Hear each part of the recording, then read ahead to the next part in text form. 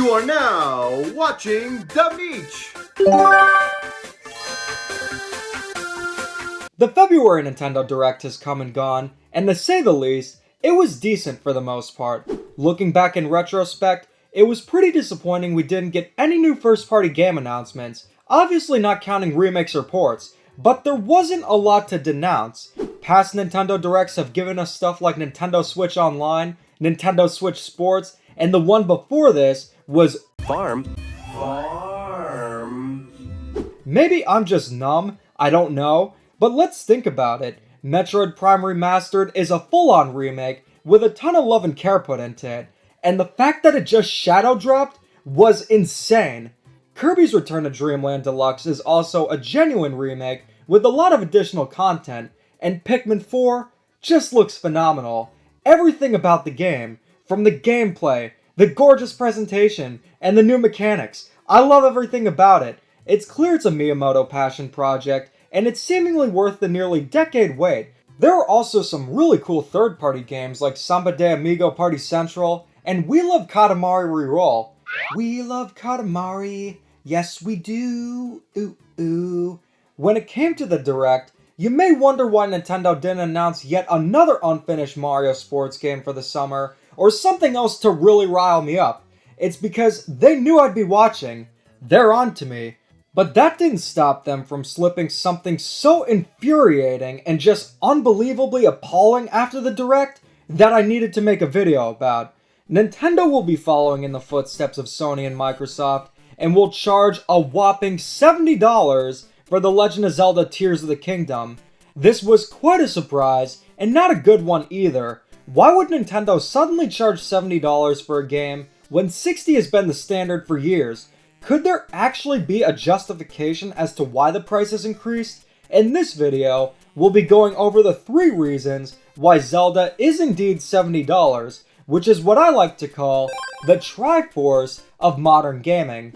Let's take a look at the current state of gaming. Sony and Microsoft have had their next-gen consoles out for a little over 2 years. Let's take the Xbox Series X for example. The console itself is an absolute powerhouse. Load times are fast. Graphically, games are capable of 4K and look incredible. The way power is measured now is by teraflops, essentially the modern bits. The Xbox Series X is a whopping 12 teraflops. The PS5 isn't that far behind at 10.3.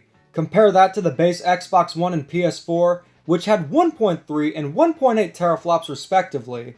The jump in power is significant enough to the point where big AAA games are going to cost more to develop and will require more time. This is likely a reason why games have become $70. Am I going to sit here and shill for it and say it's absolutely justified? No, because it's mostly about greed, seeing how much more companies can charge consumers, but at the very least, there's somewhat of a justification. Not to mention, it's insanely rare for games on the PlayStation and Xbox not to go on sale. They're not going to be $70 consistently. Now let's take a look at the Nintendo Switch. It's been out longer than any of the current gen consoles, releasing all the way back in 2017. At the time, it was still outdated, but considering the portability aspect, it wasn't that big of a deal, and the Xbox One and PlayStation 4 were still fairly recent at that time. But you want to take a guess how many teraflops the Switch is? 2? Maybe 1.5? None! It's a single teraflop! Your phone is likely more powerful than the Switch. In fact, it's virtually just a souped-up Wii U if you really think about it. Just like how the Wii was to the GameCube. Nintendo doesn't need to have a powerful console. When the Switch launched, I think it was powerful enough. But we're at a point where it just can't keep up with the competition, and Nintendo needs to find a happy medium between the gap of power. What this essentially means is that development pretty much remains the same. There's no jump in power to justify charging $10 more, but the game they are selling for $70 is The Legend of Zelda Tears of the Kingdom, a sequel to one of their biggest games ever made. Tears of the Kingdom has been in development for quite some time. It's been about 6 years, making it longer than the gap between Skyward Sword and Breath of the Wild. Honestly, I'm having trouble understanding exactly why. Tears of the Kingdom uses a lot of assets from Breath of the Wild, which I assume would allow for sequels to be more frequent, like what Majora's Mask did. I don't want them to rush the game, but I think it's fair to ask and wonder why it's taken so long. You could argue that the long development time is why the game is $70, but there are so many games out there that have gone through various different development cycles, sometimes originating on different systems that still cost a standard $60. But what if Nintendo is trying to make up for the fact that the game was probably more expensive to make? Nintendo is currently in one of their best financial positions. They are the richest company in Japan, and the Switch and its games are consistently breaking records. The games do go on sale occasionally, but not frequent enough, and the Switch has never received a price cut. They absolutely have all the money and all the resources to the point where Tears of the Kingdom would still be profitable at $60. In fact, Nintendo has made so much money that they could literally run at a loss and still be around until 2052. To say that it's a necessity to charge $70 for the game so Nintendo could make up for their losses, yeah, that is just insanity. Another thing I often see is inflation, and how games used to cost more back in the Nintendo 64 days.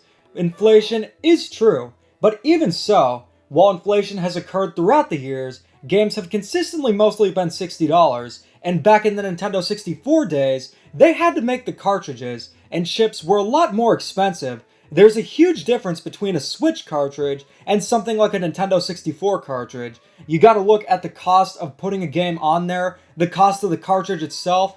There is no justification for a Switch game being more than $60. There are two main reasons why Tears of the Kingdom costs $70 instead the usual $60. The first reason is that Nintendo can likely get away with it. Let's take a look at Nintendo's recent track record. Nintendo sells controllers that have been notorious for drifting and being defective. What have they done to fix them? Nothing. After all, Nintendo also just released Pokemon, which brought in over 21 million sales. Not a Pokemon game of quality, might I add. The Pokemon game that's so bad, a legitimate justification I see for it is that if you ignore the game, then it's amazing. And there is some truth to that, because if I never played that heaping pile of crap, I probably would have played a functional game instead, which would have been more enjoyable, and I would have been ignoring that game. Just like Disney, Nintendo can put out whatever doo-doo they want, and it'll still sell well regardless.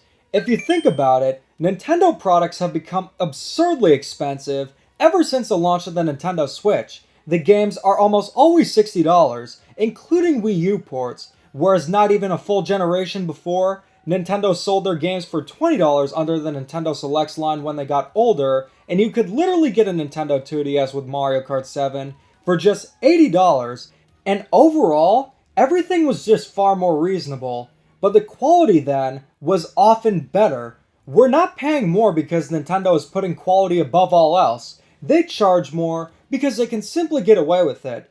The Legend of Zelda Tears of the Kingdom being $70 is also to test the waters, seeing if a higher price tag could impact sales going forward, and if it underperforms, I think Nintendo won't want to pull this stunt again, until the next generation. But if it breaks records, I guarantee you, this will be the standard for Nintendo games going forward. The next Pokemon game that looks and plays like shovelware? $70. And most new Nintendo games? $70 as well. It absolutely can and will cause a domino effect, and there is nothing worth defending. They're starting off with Zelda because it's a series known for its quality and high standards, whereas if they tried a similar stunt with Pokemon Scarlet and Violet, I guarantee you'd see a lot more negative press. This isn't saying Nintendo bad, Sony and Microsoft good, because it's not good charging $70 for games regardless. It was a greedy anti-consumer practice started by Sony, and competitors followed suit.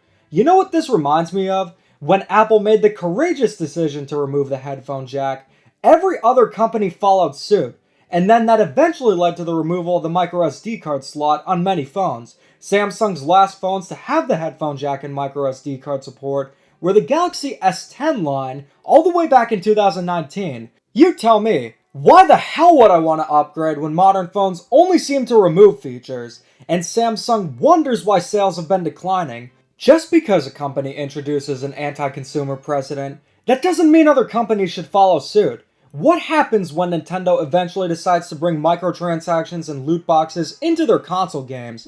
The Legend of Zelda Tears of the Kingdom is $70 because Nintendo can likely get away with it, and they're testing out the waters to see if they can make $70 a standard going forward. And it is not a case-by-case basis. Do not take Nintendo's word as the truth. Remember when they said they'd still support the Wii U after the Switch launched? Remember when they said they didn't want to include aggressive monetization in their mobile games, only to release Mario Kart Tour a year later? Nintendo, or most corporations for that matter, do not have you in their best interest. But there is a third piece to the $70 Triforce that is also worth bringing up.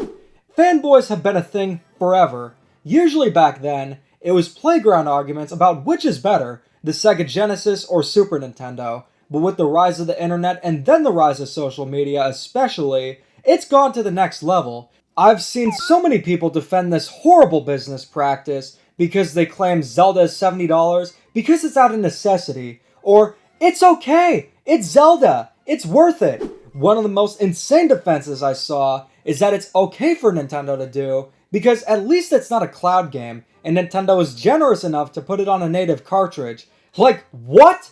What is this guy even saying? He's also saying that it's going to be the only time Nintendo charges $70 for a game, and that it's out of pure necessity? Get the hell out of here, man. Just go on Nintendo Twitter or Reddit and you'll see countless people defending the price hike, and then attempting to justify it. This can't go on, and it's absolutely insane seeing this much defending for Nintendo.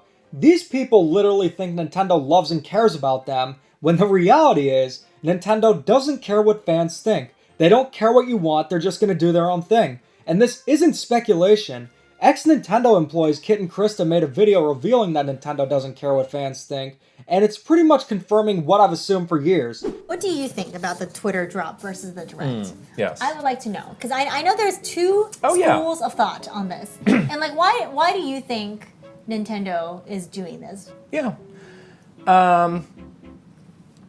Well, we know that, Nintendo is always aware of what the fans are saying, but they don't necessarily care. They don't. So we've definitely seen people saying, I want a Direct, this is not giving me the same excitement. You would think that this, along with so much obvious indication that Nintendo is anti-consumer, would be a wake-up call for the defenders, yet they still shill! You can love a company and their products while also not approving everything they do. I love Nintendo, and I'm very open about how I feel about the current state of the company, because I know they're capable of better. Their current leadership under Furukawa and Bowser has been miserable, where the focus is more about the corporate aspect, rather than the creative and consumer-friendly environment that Nintendo used to have. Now, to be fair, Nintendo absolutely still makes amazing games, but their anti-consumer practices have been far more prevalent. And it's not just the Mario sports games. Most of the Switch Pokemon games are utterly disgraceful, and Splatoon 3 literally couldn't bother to have a new mode. I'm really hoping Tears of the Kingdom has something groundbreaking considering it's been such a long development, but there is still the slight concern that it'll be too similar to Breath of the Wild, and considering the $70 price tag, expectations are higher than ever. But what I think about the game, I think it's probably going to be excellent. But regardless, the $70 is not. So there you have it. Here's why there is no excuse for $70 Nintendo games. Make sure to comment and subscribe, because I'm gonna need that cheddar. Because before you know it, video games will cost $80, and then even $100. Thanks for watching, and as always, keep calm and da-da on.